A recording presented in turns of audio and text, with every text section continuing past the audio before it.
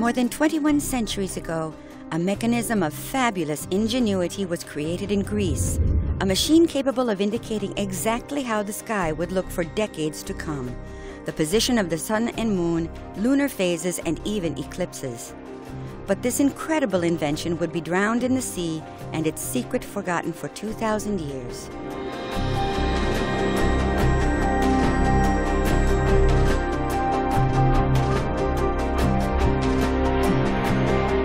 The Roman ships traveling from Asia Minor to Italy passed between the Peloponnesus and Crete. The small island of Antikythera sits right in the middle of this maritime corridor. Its craggy, rugged coast presented a real threat to passing ships, which could be dashed against the unforgiving rocks in a storm. This is precisely what happened around 70 BCE to the ship filled with treasures we now call the Antikythera wreck.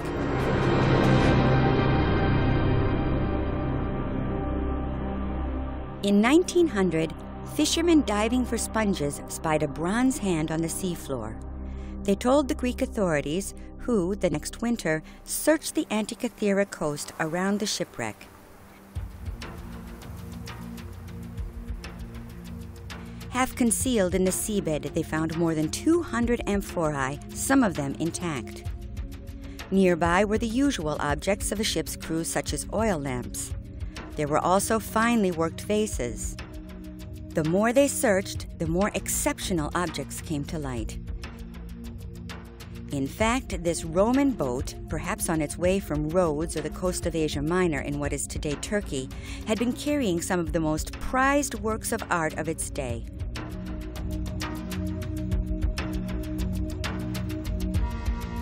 The bronze hand proved to belong to a 5th century BCE Greek sculpture of a philosopher, whose head and some other limbs were later found. Another major discovery was a bronze Ephebi, a Hellenistic masterpiece sculpted around 340 BCE.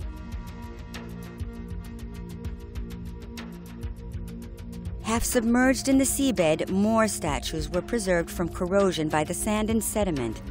They lift the veil slightly on the genius which created them from stone.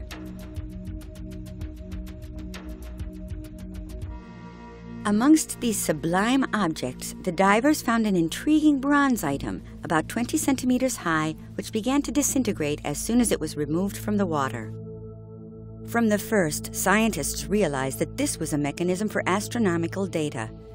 Scrupulously preserved at the National Archaeological Museum of Athens with the other objects from the wreck, the mechanism aroused the curiosity of many researchers.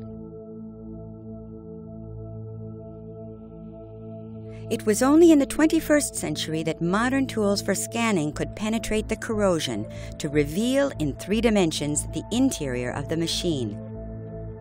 This showed a set of interlocking gears of astounding ingenuity.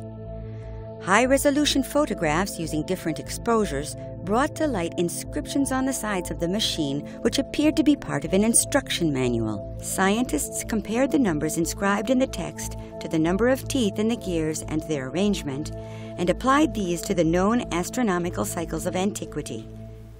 Thus, a reliable reconstitution has been made. All the clues point to the same date, including the metallurgical analysis and especially the text analysis. The form of the letters is typical of the period, and the vocabulary used is found on all the other texts of the same period. Given the extensive information we have, a reliable reconstitution can be made. Housed in a rectangular frame, the machine shows data on both sides. In front is the larger dial, showing the 365 days of the year according to the Egyptian solar calendar. Inside, a second circle shows the 12 signs of the zodiac. By turning a handle, one could position the 2 hands to indicate, for each day of the year, the exact position of the sun and moon, and a small sphere indicating the phase of the moon. In order to guarantee its exactitude, whatever the day or year chosen, a dial on the back of the mechanism shows the metonic cycle, which reflects lunar and solar cycles over a period of 19 years, corresponding to 235 lunar months. Above this, another spiral dial indicates eclipses of the sun and moon.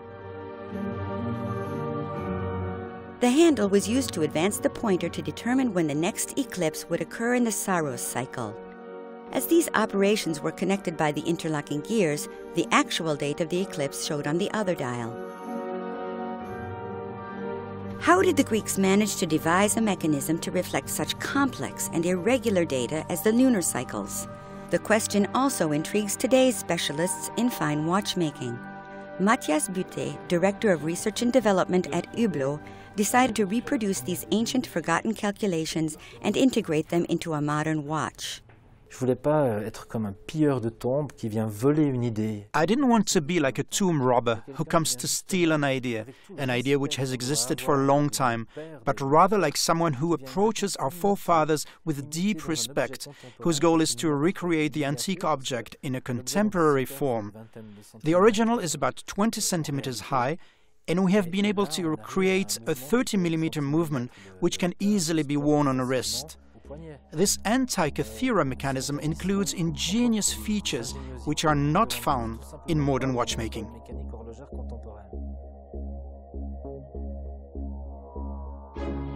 Several writers in antiquity, including Cicero, mention the existence of similar machines, but the Antikythera mechanism is the only one which has been recovered. It was recently discovered that it also indicates which cities would host future Olympic Games held every 4 years. It is also believed to trace the path of certain planets, including Venus. Who invented this machine? For whom and for what purpose? We still have no answers to these questions, but research continues, constantly uncovering further mechanical and mathematical subtleties, adjusting our perception of the ancient world and its technology.